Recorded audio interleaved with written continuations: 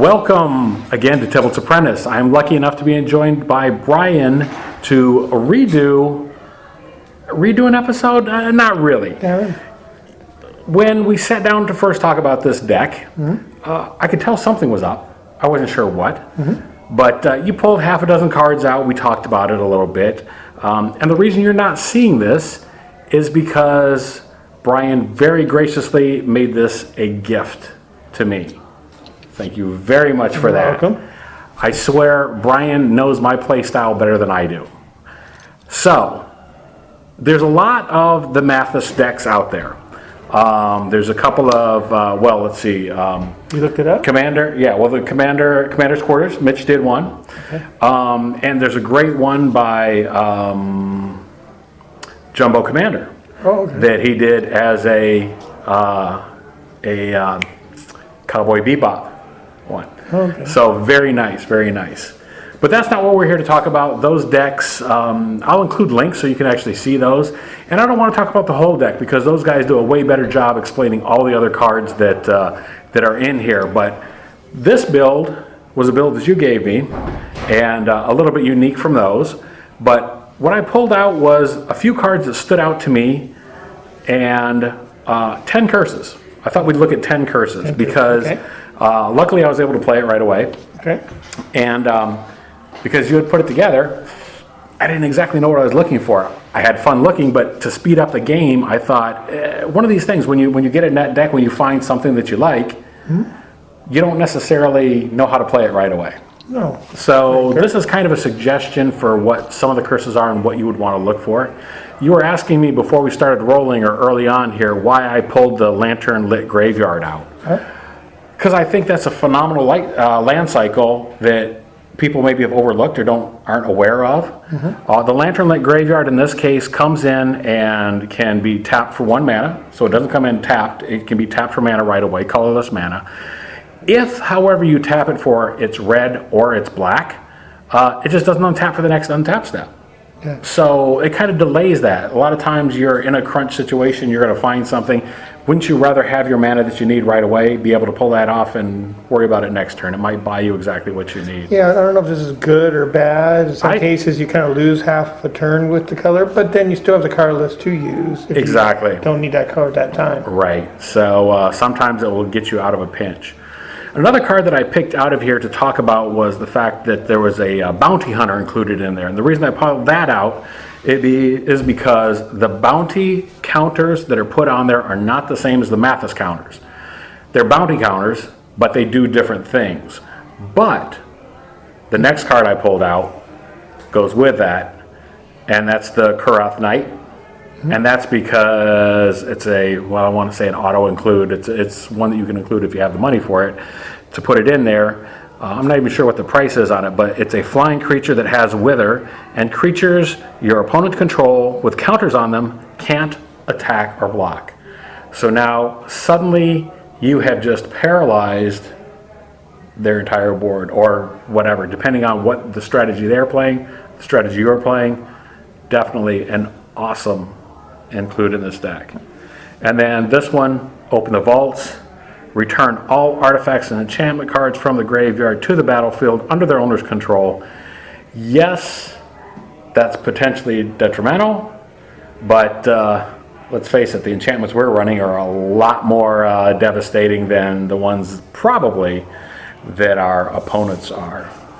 So these are the 10 that I pulled out of here, and if you want to read that one, that is, which one? I believe this is what, Curse of Vengeance? The Curse of Vengeance. Yeah, so what I see here is what an enchant player, obviously. Whenever an enchanted player casts a spell, you put a spike counter on the Curse of Vengeance onto the actual enchantment. And then when an enchanted player loses a game, which eventually they will, you gain X life, and you draw X cards, where X is the number of spike counters on the Curse of Vengeance. So I'm going to say folks probably don't care, but immediately after the episode we filmed, you saw us exchanging a couple of gifts and so on. We went out there and we played, and I got a chance to play with this deck, and I believe this was one of the first cards that I pulled in the first one I got to play on Enrique. And it came in handy later on in the game, for sure. For one black. For and one early black. In the game, it just really hurts. when it stays out Absolutely. there. But it's not necessarily the one that you would search for first, or it's not necessarily the one. So that's why I put that at the bottom of these 10. What I put in the number 9 slot is Curse of Exhaustion. Enchant player. Enchanted player can't cast more than one spell each turn.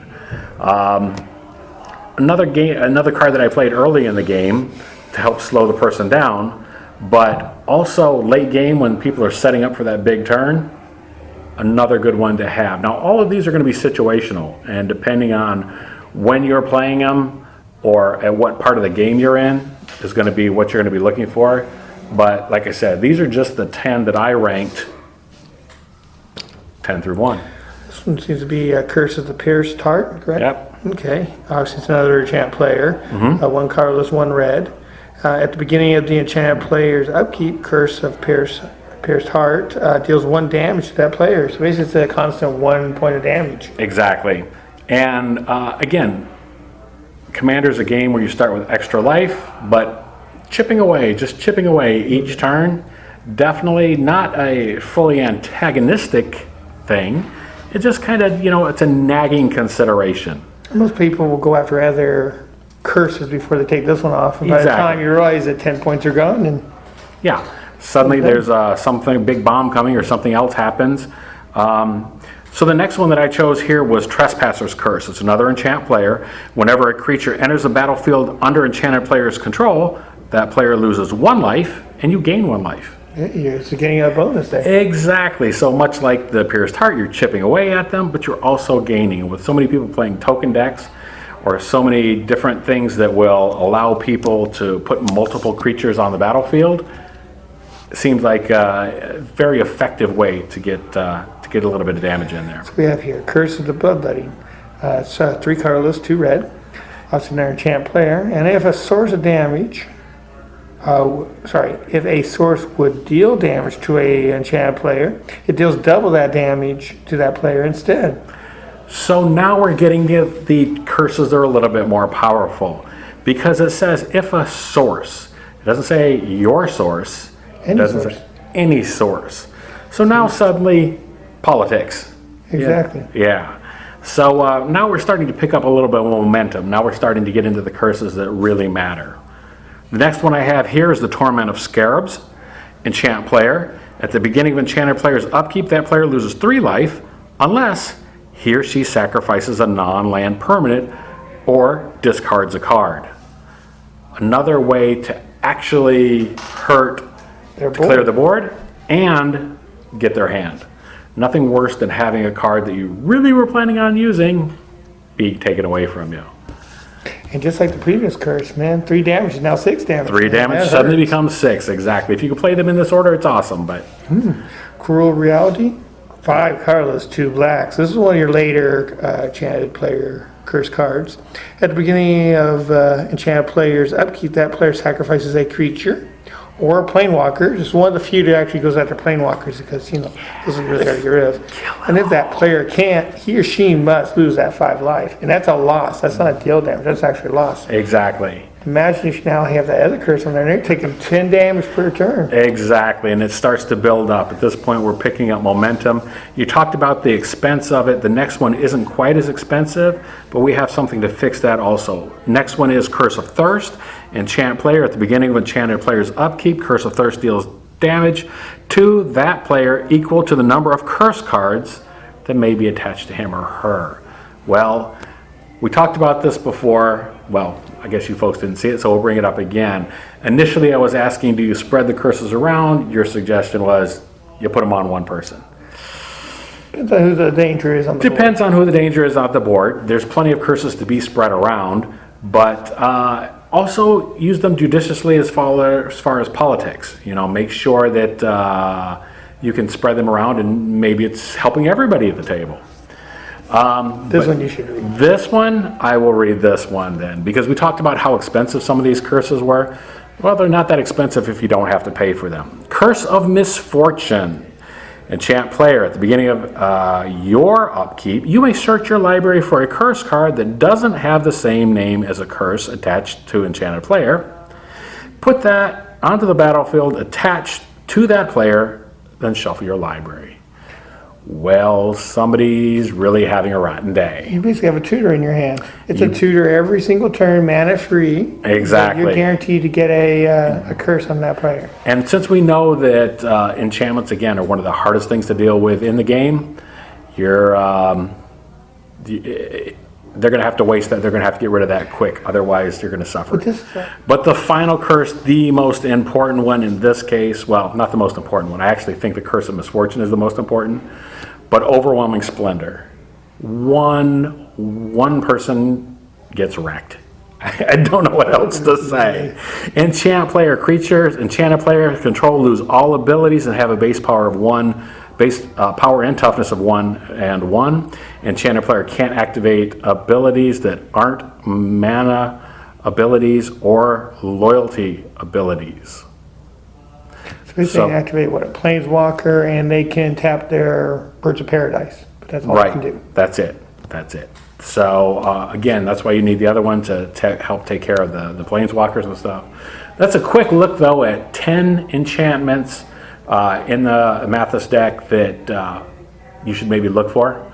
Again, the best thing is to get out there and play it, actually see what the deck can do. But I love these sleeves, by the way. My Necronomicon.